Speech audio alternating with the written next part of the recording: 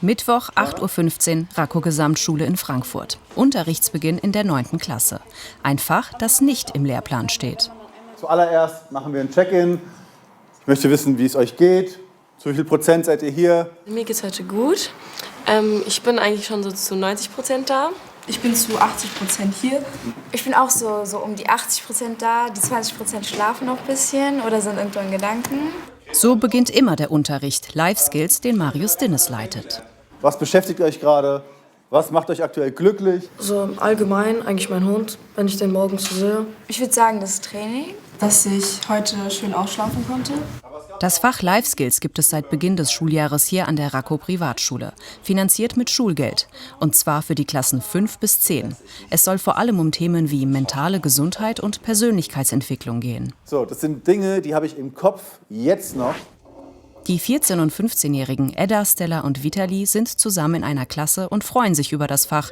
Ihnen und den anderen Schülerinnen und Schülern werden im Unterricht Fragen gestellt und Anregungen gegeben, damit sie lernen, sich selbst zu reflektieren. Mir gefällt es an dem Fach, dass wir einfach unsere Probleme auch äußern können. Und es werden uns auch immer Tipps gegeben, wenn wir zum Beispiel jetzt irgendwas in unserer Familie ist oder uns irgendwas einfach bedrückt. Marius Dinnes, der Psychologie und soziale Arbeit studiert hat, unterrichtet das Fach in mehreren Klassen und freut sich damit, Pionierarbeit leisten zu dürfen. Als ich das erste Mal gehört habe, habe ich gedacht, okay, kneif mich mal einer, wir können jetzt ein Schulfach in der Richtung, in der ich genau arbeiten möchte, irgendwie kreieren und einfach Wahnsinnsmöglichkeit. Schulleiter Michael Damm und Marius Dinnes erarbeiten zusammen mit weiteren Lehrkräften ein Konzept für dieses Fach. Ihnen ist klar, dass es neben den regulären Fächern eben auch um das Ich gehen soll. Naja, da haben wir Nägel mit Köpfen gemacht, für dieses Schuljahr das Fach Life Skills ins Leben gerufen und sind glücklich und dankbar, dass da die Lehrkräfte zufrieden sind, dass die Schülerinnen und Schüler glücklich sind und sind gerade auch schon wieder dabei, so gedanklich das neue Schuljahr zu planen und das ganze Thema dann auch vielleicht noch ein bisschen größer zu machen. Denn das Interesse an Life Skills ist groß. Nicht nur die Schülerinnen und Schüler profitieren davon, auch die Gesamtstimmung in den Klassen verbessert sich. Das geht so weit, dass teilweise auch sehr persönliche und intime Geschichten geteilt werden. Nicht nur persönliche Schicksalsschläge belasten Kinder und Jugendliche, auch die Flut an Informationen, die sie über alle Kanäle mitbekommen. Damit fühlen sie sich häufig alleine gelassen. Je früher Kinder also lernen, über all das zu sprechen, desto besser.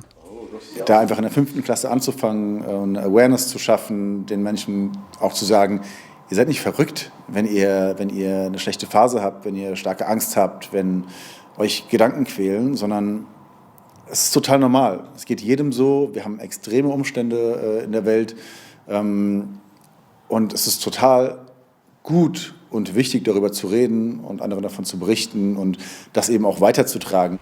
Marius Dinnes will mit seinen Inhalten klare Rahmen setzen, denn damit wird Toleranz geschaffen und Raum für unterschiedliche Ansichten ermöglicht.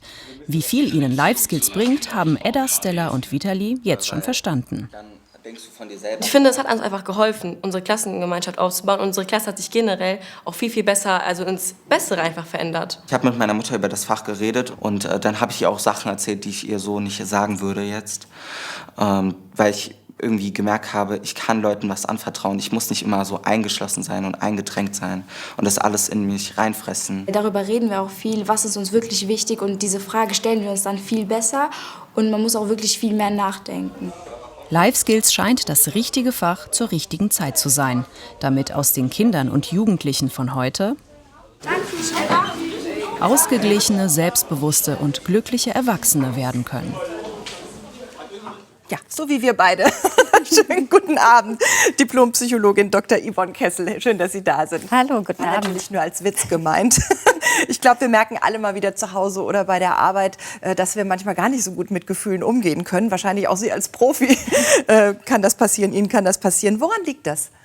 Also wie wir mit Gefühlen umgehen, hängt vor allem von unserer Prägung ab. Das heißt also, in unserer Ursprungsfamilie wurde da viel über Gefühle gesprochen, wurde da wirklich offen kommuniziert oder war das eigentlich nicht so erwünscht? Und gerade für kleine Kinder ist es unheimlich wichtig, dass von den Eltern Gefühle benannt werden. Das heißt also, dass wir solche Dinge tun, wie dem Kind sagen, oh Mensch, jetzt ärgerst du dich aber ganz schön. Oder auch zu sagen, oh, du bist traurig, verstehe ich. Und wenn sowas nicht passiert, und tatsächlich zeigen Studien, dass das oft bei Jungs nicht der Fall ist, dann lernen Kinder sozusagen, die Gefühle nicht zu identifizieren und zu benennen. Das heißt, die spüren natürlich was, wissen aber nicht, was es ist. Genau. Okay. Und das ist ein großes Problem, weil wenn ich nämlich mein Gefühl nicht benennen kann, dann weiß ich im Endeffekt auch nicht, was brauche ich denn eigentlich? Denn hinter Gefühlen stehen immer Bedürfnisse und die können dann nicht angemessen erfüllt werden. Das ist so. Hinter Gefühlen stehen immer Bedürfnisse. Kommen wir noch mal zu den Gefühlen. Es gibt interessanterweise gar nicht so viele Gefühle, wie man vielleicht denkt. Ja, also ich sag mal so, es gibt ein paar Grundgefühle. Dazu zählt in der Regel also die Freude als positives Gefühl, dann die Angst, der Ärger und Wut, würde ich noch sagen, oder? Genau, Wut, Ja, Ärger ist so eine okay. Dimension, genau, und die Traurigkeit. Okay. So, das sind so die Basisgefühle. Und dann gibt es aber natürlich noch ganz viele Abwandlungen davon, wie zum Beispiel zusammengesetzte Gefühle. Also Enttäuschung beispielsweise ist ein Gefühl, was sich zusammensetzt, in der Regel aus Wut auf der einen Seite und Traurigkeit auf der anderen Seite. Spannend, ja. Dann brauchen wir jetzt natürlich auch noch einen Schnellkurs. Welches Bedürfnis steckt denn hinter welchem Gefühl? Kann man das so pauschal sagen? So grob kann man das schon einordnen. Also zum Beispiel, wenn ich jetzt wütend bin, dann wurde ja in der Regel eine Grenze überschritten.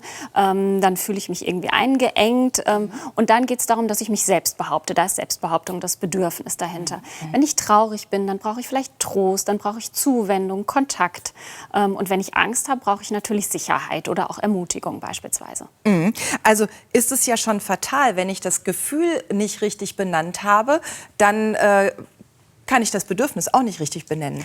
Absolut. Und das ist ein ganz großes Problem, weil nicht immer ist das Gefühl, was wir wahrnehmen, sozusagen auch das richtige Gefühl. Also das bedeutet beispielsweise, wenn in der Ursprungsfamilie Wut etwas war, was nie sein durfte und was die Eltern überhaupt nicht mochten, dann kann es passieren, dass ich sozusagen keine Wut mehr empfinde.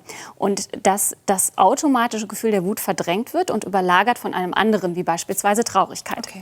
Und dann reagiere ich aber auch natürlich nicht auf folgen das Gefühl. sozusagen die falschen Wünsche daraus. Genau. Ja, sehr spannend. Wie kann man denn in der Familie anfangen, einen guten Umgang mit Emotionen zu kriegen?